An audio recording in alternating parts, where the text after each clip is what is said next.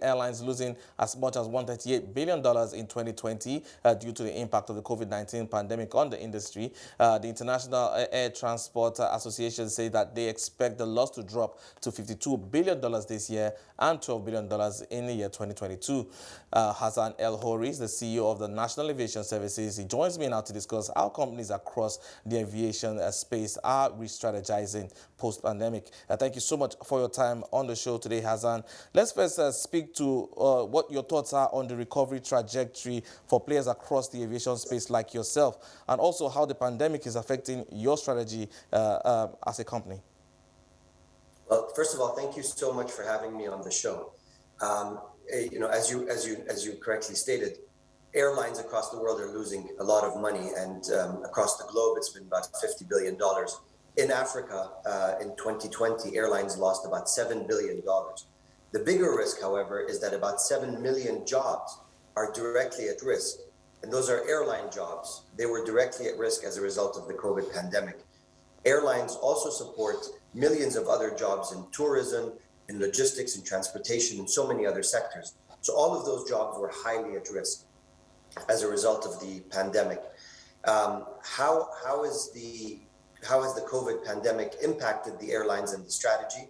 Well, what we are seeing today is that the profile of airlines in Africa is changing. We're seeing a lot more regional airlines picking up the routes that international airlines used to provide before the COVID pandemic. Abidjan, for example, in Côte d'Ivoire, today is at 100% recovery to its pre-COVID volumes. Entebbe in Uganda is back at 70%. Liberia is at 70%. Morocco is also one of the places which has seen a decent recovery as a result of the vaccinations. But recently they announced that they would stop the flights from the UK, for example, as a result of an increase in the number of COVID cases. So the recovery has not been uniform across Africa. Of course, Africa is 54 countries. Each country has its own economics. Each country has its own trajectory. And so I think we have to look at each country by itself when we talk about the recovery. Right, but for companies like yours that play across the chain, how are you re-strategizing to take advantage of some of the opportunities that the changes here are bringing out? That's a great question. So when the pandemic first hit in March of 2020, we focused on cash. Cash was king. We needed to make sure that our company can sustain 2 or 3 years of a complete shutdown. And that was our order of business for 3 months.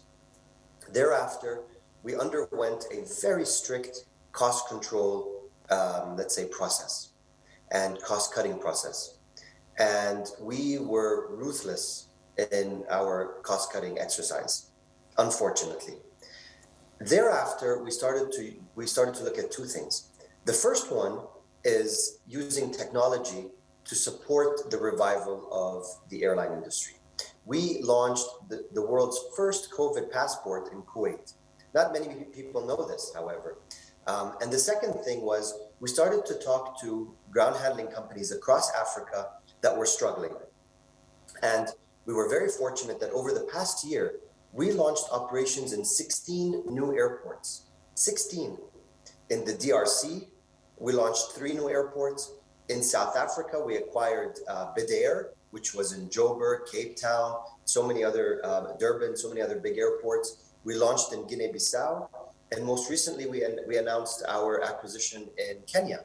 So a total of 16 airports in the past year. So while most of our competitors were struggling to survive, we thrived in the past year. Vaccines definitely going to play a major role in this recovery. And for players like yourself, I'd like to understand what your medium-term outlook is on how things will pan out. Look, we're seeing a recovery. There's no doubt about that. However, unfortunately, the vaccine drive in Africa has been lagging behind the rest of the world. I mean, I was surprised to read that something about 3% of eligible adults across the African continent have been vaccinated. Only 3%. In the US, people are talking about 60, 70%. In Europe, it's in the 80s and 90s. But in Africa, it's so low. There's been only a few countries that have vaccinated more than 10%. Morocco is one of them, Namibia, Seychelles, Mauritius. But mostly, the vaccine drive has been very, very, very low.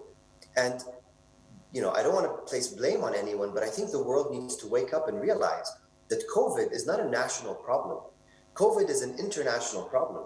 And we as the world, as a globe, we need to come together and solve this problem. Because if we look at it very, very narrow vision, then we're going to end up with many more variants, and the rest of the world is going to have to lock down. So we have to work together as a globe, as a world, and make sure that people are getting vaccinated across the world. All right, let's get into your expansion plans. Earlier, you were talking about some of the strategic partnerships you made into 16 new airports, also that partnership you recently had with Kenya.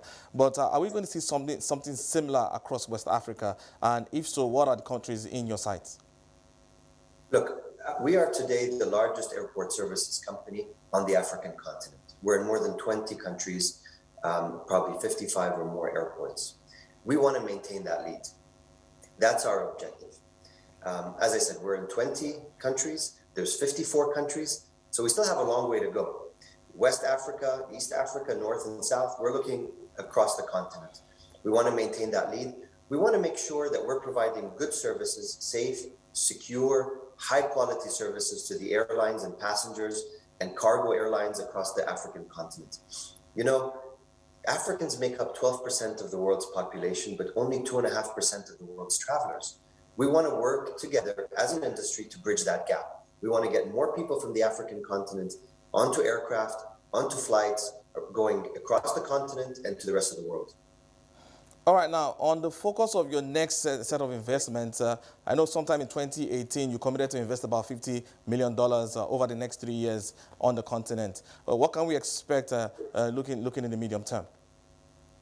Look, when we made that announcement in 2018, I think we should have increased the number because we easily surpassed that $50 million investment in the African continent, in the African continent's aviation sector.